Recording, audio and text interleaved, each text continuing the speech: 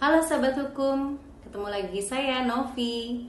Hari ini kita membahas sedikit yuk secara ringkas mengenai sewa menyewa. Pada prinsipnya sewa menyewa boleh dibuat di bawah tangan. Juga tentu beberapa dibuatnya berdasarkan akte notaris. Kenapa sih dibuat dengan akte notaris? Ada alasan-alasan dari si dua belah pihak memilih membuatnya dalam bentuk akte notaris, mungkin karena nilainya cukup besar. Dan yang kedua, mereka mau lebih mengikat atau lebih memberikan pembuktian, karena tentunya akte notaris itu lebih membuat adanya kepastian hukum.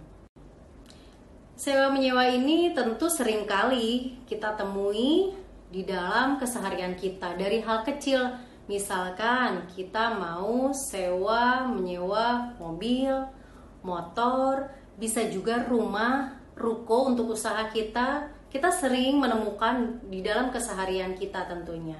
Perjanjian sewa menyewa ini merupakan perjanjian bernama yang diatur dalam buku ketiga KUH Perdata, pasalnya 1548 sampai dengan pasal 1600.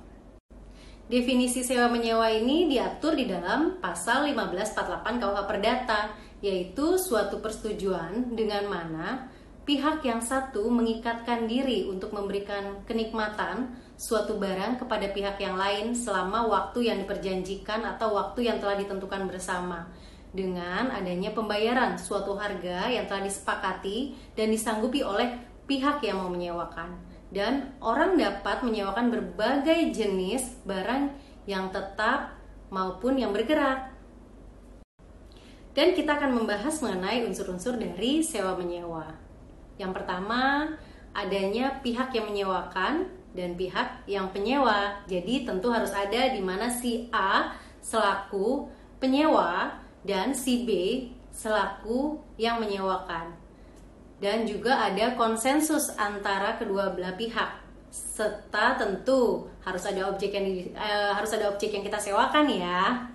Dan juga objek itu bisa berbentuk barang bergerak ataupun tidak bergerak. Dan juga ada kewajiban dari pihak yang menyewakan untuk menyerahkan barang tersebut kepada si penyewa. Tentu sebaliknya, dari si penyewa ada kewajiban untuk menyerahkan uang pembayaran kepada pemiliknya atau yang menyewakan.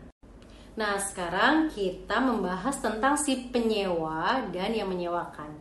Yang pertama tentu dari pihak yang menyewakan. Kita sebagai seseorang yang misalkan memang mau menyewa suatu tempat, kita sekarang objeknya membicarakan misalnya mengenai ruko. Jadi misalkan dari si yang menyewakan tersebut, kita harus tahu satu, surat-surat dari ruko tersebut. Bisa juga dari kopi sertifikatnya atau dari kopi PBB. Di situ kita bisa melihat misalkan nama yang tercantum di dalam PBB atau di sertifikat tersebut sama nggak sih dengan yang memang langsung berinteraksi dengan kita mengaku sebagai pemilik ruko tersebut. Itu yang harus kita ketahui. Dan tentunya ketika kita ingin menyewa, kita harus minta persetujuan dari si pemilik sewa, si pasangan hidup pemilik dari ruko tersebut. Misalkan yang dia sertifikat atas nama suami. Tentu ketika menandatangani perjanjian, baiknya sahabat hukum juga menyertakan istrinya. Begitu sebaliknya, apabila nama di sertifikat itu adalah istrinya, sahabat hukum harus melibatkan atau meminta dari yang punya ruko tersebut untuk membawa suaminya. Begitu. Itu mengenai dari yang menyewakan.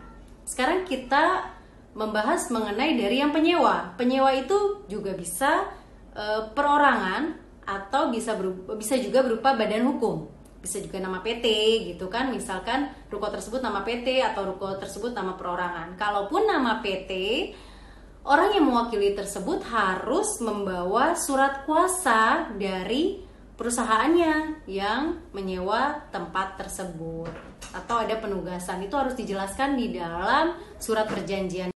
Dan bagaimana dengan objek sewa? Apa yang harus kita perhatikan sebagai yang mau menyewa? Apa yang harus kita lihat dari objek sewanya? Yaitu pertama kita lihat dokumen-dokumennya, misalkan dari sertifikat dan PBB-nya. Benar tidak atas nama si yang bilangnya tadi adalah miliknya gitu, kita cek. Kedua, pastikan objek dari yang kita sewa ini tidak dalam agunan bank dari yang punyanya.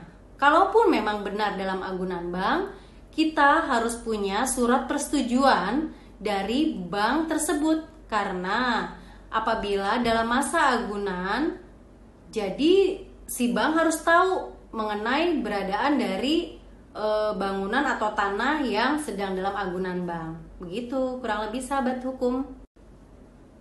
Oke sahabat hukum, substansi atau isi dari perjanjian sewa menyewa yang pertama yaitu kita cantumkan tanggal dibuatnya perjanjian sewa menyewa tersebut. Itu penting.